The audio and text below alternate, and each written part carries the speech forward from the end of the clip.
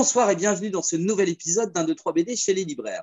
Alors vous avez vu, j'ai changé un peu ma déco, ça c'est grâce à la Planète Dessin, il a été sympa.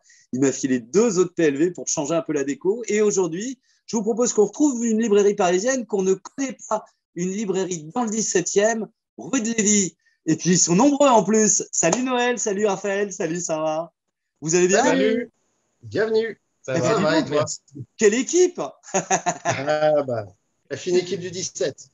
Donc l'équipe du 17, ça fait combien de temps que la librairie est ouverte, rue de Lévis? Ça va faire 5 ans à la fin du mois de novembre. C'est encore une toute jeune librairie. Ok, très bien. Alors, je suis déjà venu, mais bon, on montrera aux téléspectateurs et téléspectatrices comment se dispose un peu la librairie tout à l'heure.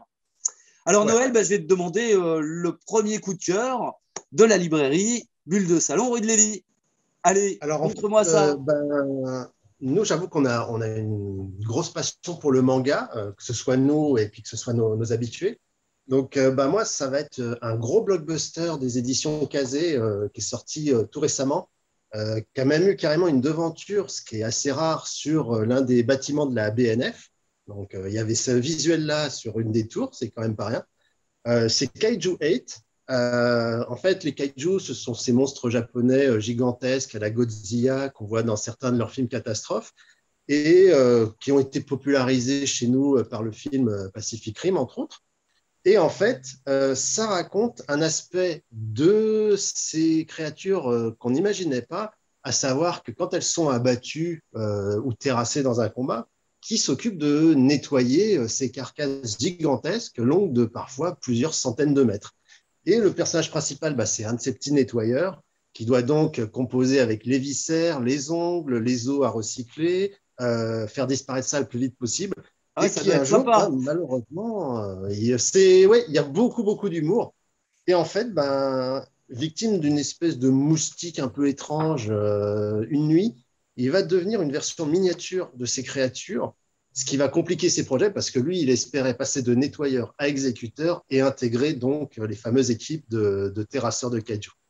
Très Donc il y bien. a énormément d'humour, beaucoup d'aventures, beaucoup d'intrigues, c'est très mystérieux. Puis voilà, ça commence presque comme le quotidien de chasseurs de monstres, entre guillemets, donc c'est quelque chose que je trouve vraiment cool pour le coup.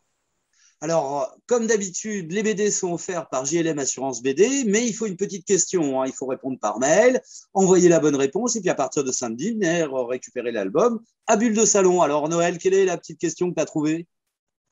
Eh bien, c'est simple, j'aurais pu jouer dans un film de Guillermo del Toro, malheureusement, ils se sont arrêtés à 7. Qui suis-je? Excellent. Alors, c'est facile, on envoie un mail. Tiens, rappelle-nous l'adresse mail de Bulle de Salon. Alors, c'est bulle au pluriel, de salon au singulier, 17 en chiffres, @orange.fr.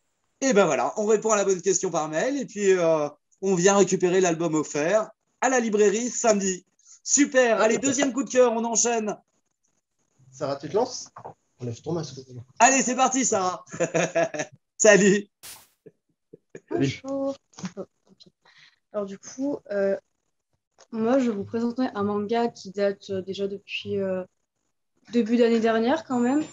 Et là, on est sur les carnets de l'apothicaire. Donc c'est chez Kiyun. Ah oui. Et on est sur un shoujo shonen. Et il est juste incroyable. Je l'aime beaucoup. Là, on est sur le 6e volume paru en France.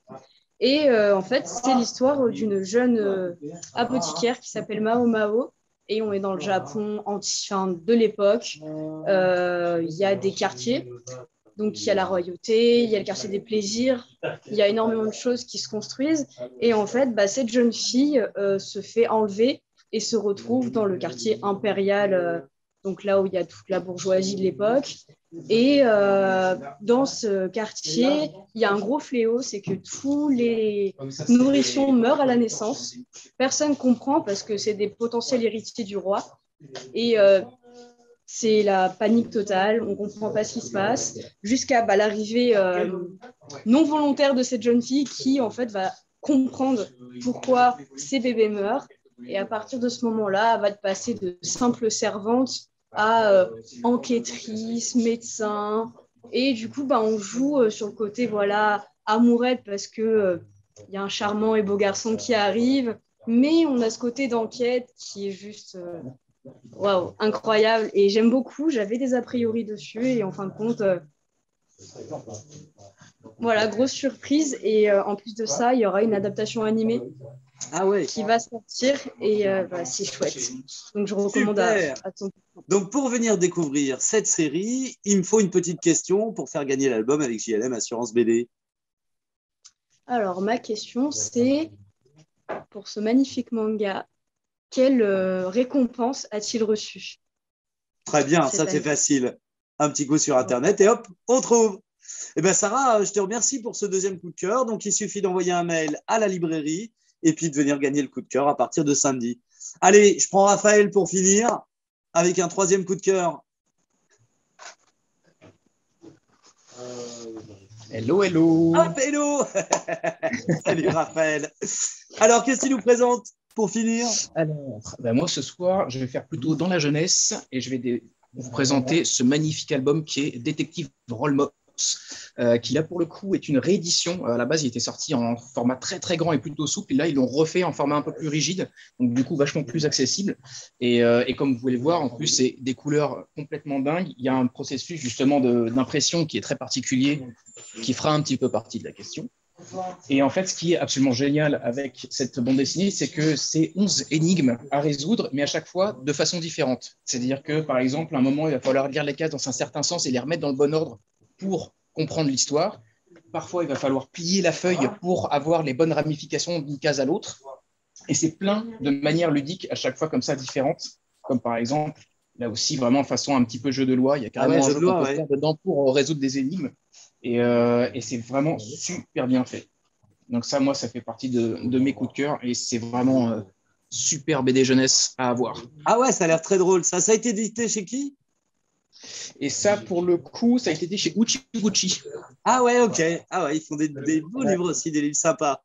Excellent. Ouais, allez, pour gagner l'album, le troisième coup de cœur de Bulle de Salon, 17e. Une petite question.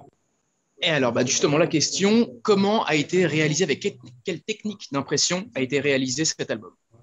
Très bien. Je suppose qu'il suffit d'aller faire un petit tour sur le site de l'éditeur. Exactement. C'est facile à trouver. Donc voilà, vous envoyez un mail avec la bonne réponse à Noël, Raphaël et Sarah, et puis vous venez récupérer la bande dessinée samedi pour découvrir la librairie. Super. Exactement, et on vous accueillera avec plaisir. Et je vous remercie à tous les trois. Et puis, je reviendrai vous voir dans quelques semaines. Avec grand plaisir, comme toujours. Salut Raphaël, à plus. Bonne soirée, à bientôt.